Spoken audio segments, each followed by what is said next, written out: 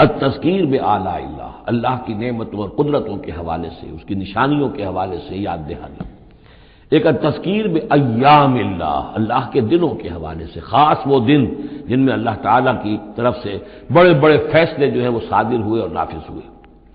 ان فی ذلک لآیات لکل صبار شکور، یقیناً اس میں نشانیاں ہیں ہر اس انسان کے لیے جو بہت صبر کرنے والا ہو اور بہت شکر کرنے والا ہو۔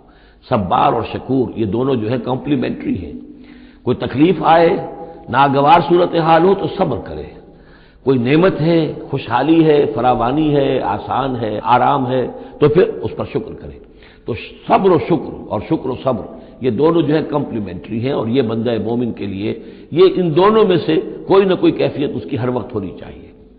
لیکن دونوں میں مبالغے کا صیغہ ہے، صبار اور شکور۔ شکور بھی مبالغے کا صیغہ ہے، فعول کے وزن